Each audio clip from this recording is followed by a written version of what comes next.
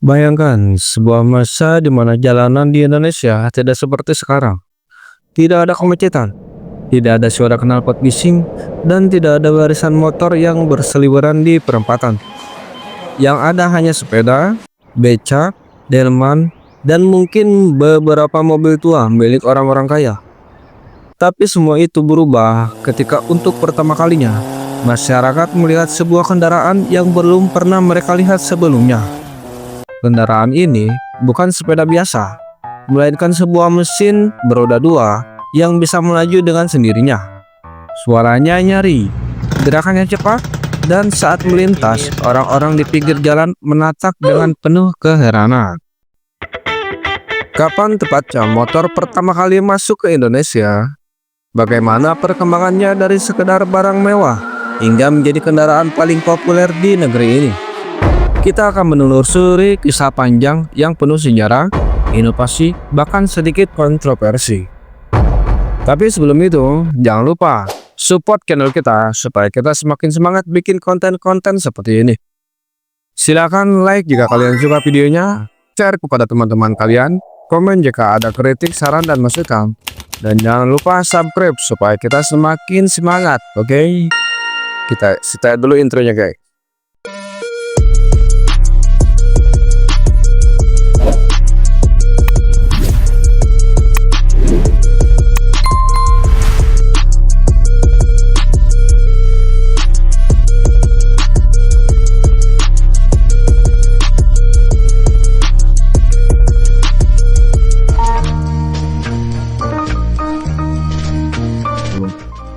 Motor pertama kali hadir di Indonesia pada akhir abad ke-19, sekitar tahun 1893 hingga 1900-an.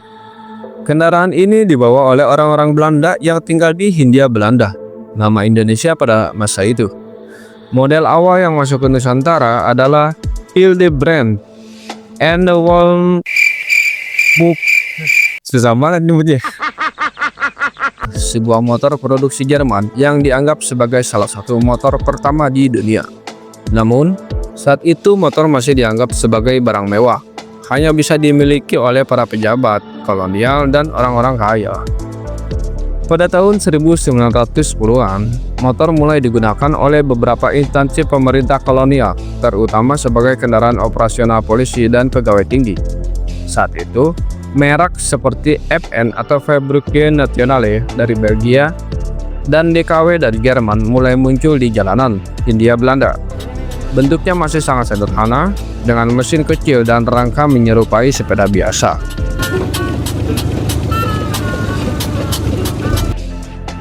Satu hal yang menarik, pada masa itu masyarakat pribumi belum diperbolehkan memiliki kendaraan bermotor.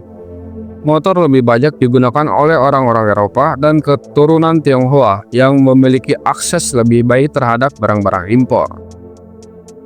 Pada tahun 1920-an, perkembangan industri otomotif semakin pesat, dan model motor yang lebih canggih mulai masuk ke Indonesia. Beberapa motor terkenal yang beredar saat itu antara lain Harley Davidson, BSA, dan Norton yang umumnya digunakan oleh tentara Belanda dan aparat kepolisian. Saat Jepang menduduki Indonesia pada tahun 1942, motor semakin sering digunakan untuk kepentingan militer. Jepang membawa motor buatan mereka sendiri, seperti Rukuo yang merupakan tiruan Harley Davidson pada masa itu. Motor digunakan sebagai kendaraan tempur, penghubung antar pos militer dan alat transportasi para perwira Jepang.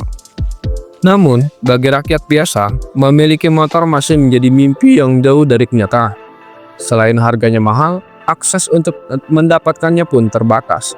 Rakyat lebih banyak menggunakan sepeda sebagai alat transportasi utama, sedangkan motor tetap menjadi simbol kekuasaan dan status sosial. Setelah Indonesia merdeka pada tahun 1945, banyak perubahan yang terjadi, termasuk dalam dunia otomotif. Pada tahun 1950-an, pemerintah mulai membuka perdagangan kendaraan bermotor. Dan untuk pertama kalinya, masyarakat umum mulai bisa memiliki sepeda motor, meskipun masih dalam jumlah terbatas. Pada era ini, Merek seperti Triumph, BSE, dan Jawa mulai masuk ke Indonesia.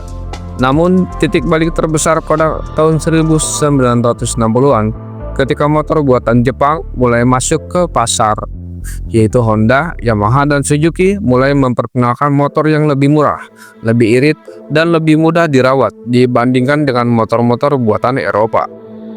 Salah satu motor yang paling legendaris pada era ini adalah Honda Super Cup atau C50. Motor ini dikenal karena keiritannya, keawetannya, dan kemudahan penggunaannya. Tidak butuh waktu lama sebelum motor ini menjadi pilihan utama bagi banyak orang, terutama di kota-kota besar seperti Jakarta dan Surabaya.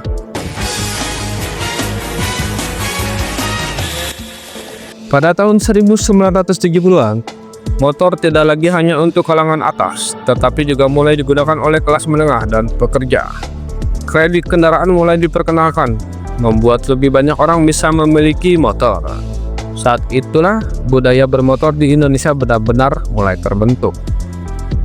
Pada dekade 1980-an, motor benar-benar mendominasi jalanan Indonesia. Harga yang semakin terjangkau, ketersediaan suku cadang, serta kebutuhan transportasi yang semakin tinggi membuat motor menjadi kendaraan favorit. Honda semakin menguasai pasar dengan model-model seperti Honda Astrea yang dikenal sangat tangguh dan irit. Yamaha pun tidak mau kalah dengan meluncurkan model seperti Yamaha RX King, motor dengan tenaga besar yang digemari oleh anak muda dan penggemar kecepatan. Tahun 1990-an hingga 2000-an adalah era di mana motor matic mulai diperkenalkan. Banyak orang yang awalnya biasa menggunakan motor bebek mulai beralih ke motor matic karena kemudahan dalam penggunaannya. Yamaha Mio dan Honda Vario menjadi dua model yang paling populer dalam kategori ini. Pada masa ini pula, Indonesia mulai dikenal sebagai salah satu negara dengan pengguna motor terbanyak di dunia. Jalanan kota besar seperti Jakarta, Bandung, dan Surabaya semakin dipenuhi oleh motor, yang menjadi solusi transportasi bagi banyak orang di tengah kemacetan yang semakin parah.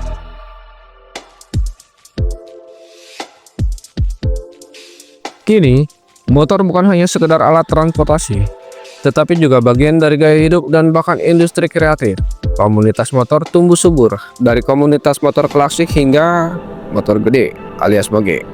Namun seiring dengan perkembangan teknologi, kita mulai memasuki era baru, motor listrik.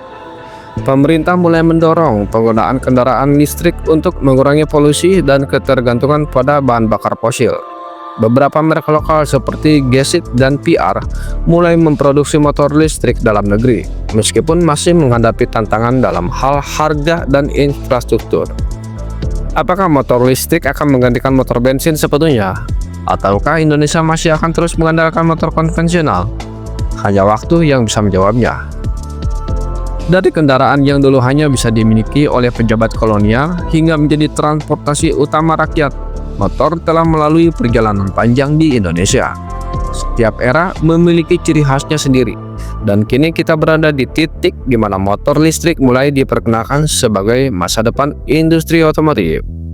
Jadi, bagaimana menurut kalian? Apakah Indonesia siap beralih ke motor listrik? Ataukah motor bensin masih akan bertahan dalam beberapa dekade ke depan? Beri pendapat kalian di kolom komentar.